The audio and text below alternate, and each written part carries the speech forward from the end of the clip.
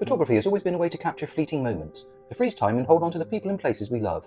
But what happens when the people we cherish are no longer with us? How do we honour their memory in a world that is increasingly digital, where physical photographs are becoming a rarity? Photographs serve as historical documents, personal mementos, and cultural artefacts. They help us remember our roots, understand our heritage, and feel connected to those who came before us. Each photograph is a window to the past, capturing moments that words often fail to describe. My journey into this exploration began with the passing of a dear friend, Lloyd Garland.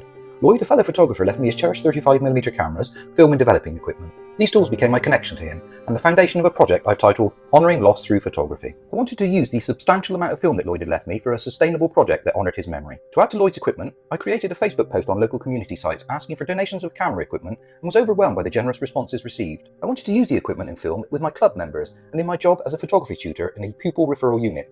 And it was important to the sustainability of this project to use pre-loved equipment and to develop the film in Caffenol, a much more environmentally safe developer. My initial idea was to use Lloyd's equipment to photograph subjects he would have appreciated. It was a personal tribute, a way of continuing his legacy, and I have included some images here and in the work in progress portfolio to represent this.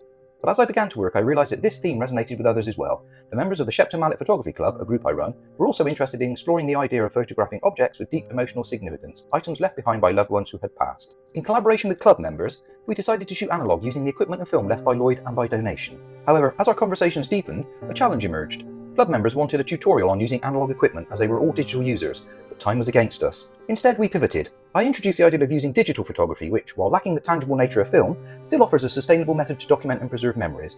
But is digital truly sustainable? Can it replace the photo albums that we once tucked away in our lofts? These are the results of 3 club members' collaboration. Good morning.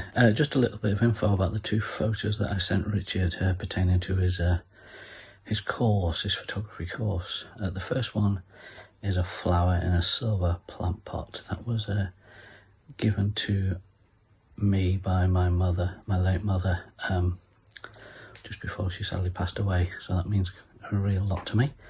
And the second one is a bowl. I'm not sure what metal it's made of. I know we used to have it as a fruit bowl, but my memory is Christmas when it was full of sweets, and that's when it was targeted by myself. Yeah, both bring back really fond memories. Alright, thank you. These are the dog collars that we have kept from the pets we have lost over the years. We used to put them on the dogs when we left the house and take them off when we got home. When the dogs passed, we left the collars on our coat rack as a reminder. Each collar still has some of its owner's hair on it, which you can see more in the single photo. Photo of the rose. My mum, Mary Webb, passed suddenly at the age of 88 whilst on holiday in Scarborough. I have many memories, photos and items that bring back fond memories, but the rose that I moved from her bungalow garden to mine is special to me. It blooms every year for my birthday, and I always think that this is Mum wishing me a happy birthday, always in my thoughts. The police helmet. Brian Palmer, my father-in-law, passed his summer helmet down to Lewis when he became ill with Parkinson's. The white helmets were only ever worn in Southend in the summer by Essex Police. It's a very special treasured item as it reminds us of his long and successful career in the police force.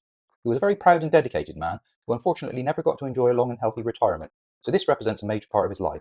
It will be passed down through the family. End quote. Digital photography allows us to store thousands of images, but it raises concerns about long-term preservation. What happens when technology changes or when storage systems fail? Erin McDermott, writing for the Institute of Developmental Studies, highlights the issue of e-waste. The WHO reports, quote, a tsunami of e-waste with only 20% of 50 million metric tons of e-waste recycled in 2018, end quote. Extending the life of a camera helps avoid new ones from being made unnecessarily, reducing the energy costs and emissions associated with manufacturing and transport. Quote, as part of a circular economy, used kit is better for the planet, end quote. Wired. Inspired by a fellow student, I turned to cyanotypes, a 19th century photographic process that uses sunlight to create blue-toned images. This method of recording memories, with its reliance on natural elements, fits well into the theme of sustainability. By creating cyanotypes of objects from lost loved ones, we engage in a hands-on process that is both creative and mindful of the environment. I researched the work of Anna Atkins, who is credited with being the first person to illustrate a book with photographic images to get a better understanding of this process. I also intend to progress my cyanotype printing by introducing various kitchen chemicals, vinegar, lemon juice, washing soda, salt, spices and natural dyes such as turmeric, paprika, coffee grounds and plant material to produce a variety of textures, colours and tones. This is a vast subject which I am unable to cover fully in this short video. Much of my work for this module has been practice-led methodology research, experimenting with a UV pen, which failed, and using trial and error when using alternative developers, etc. I also had to cast my mind back to the days when Lloyd and I developed film and prints and tried to remember the process.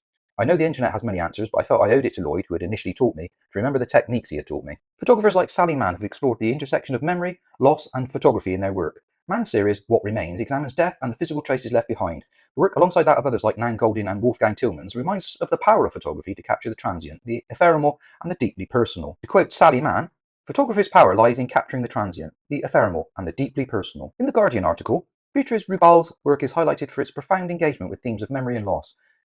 Rubal's obsession with memory explores how personal and collective memories shape our identities and experiences. Through her art, she delves into the ephemeral nature of memories and the objects associated with them. During this module, my family took its annual trip to Crete to visit my wife and stepson's relatives and family. Travelling to Crete involves not only personal remembrance, but also sustainable practices. My wife and I tend her late mother's grave, maintaining the family's shrine. A practice common in Greek culture, these shrines, filled with photographs and personal items, hold profound significance. Combining academic work with family travel allows us to minimise our carbon footprint. We offset our flights, choose eco-friendly accommodations, and engage in sustainable living practices during our stay. My father-in-law's home, equipped with solar panels and vegetable garden, further supports our sustainability goals.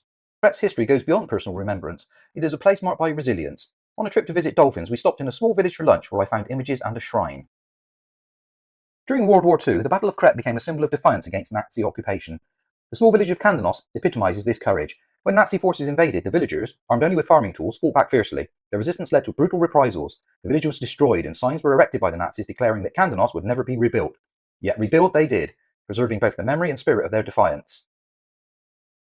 Rephotography allows us to honour and preserve memories, both at Kandanos and in my father-in-law's home, where the shrine to his late wife Eleni serves as a daily reminder of her presence. By rephotographing this shrine, we recontextualise these memories, creating a dialogue between past and present. But what are the future of memory preservation? Artists are finding creative ways to sustain memories through mixed media and digital techniques. By combining old photographs with new methods, they breathe new life into these memories, making them relevant for future generations. Advances in technology like AI for photo restoration and virtual reality are opening new possibilities for memory preservation. These technologies can transform how we interact with and cherish our memories, making them more immersive and enduring. Imagine looking into an AI-generated virtual reality world generated from old family photos. Travelling sustainably involves conscious choices. By offsetting our flights, using public transport and supporting eco-friendly practices, we aim to reduce our environmental impact while honouring our memories. Photography remains a powerful tool for remembering and honouring those we've lost. Whether through analogue, digital, or alternative methods like cyanotypes, the true sustainability lies in the stories we tell and the care with which we preserve our memories. I am currently researching into how to sustainably disseminate this and future work. I aim to produce an online gallery featuring the work, including further collaborations from Camera Club members and, hopefully, some of my students. I'm also looking into sustainable printing options, as I would like to produce a book of the work, and I'm considering hand-making a limited number from environmentally friendly products. This research is ongoing. I'm also looking at the possibility of displaying the work in a small local gallery that supports local artists and promotes ethical practices.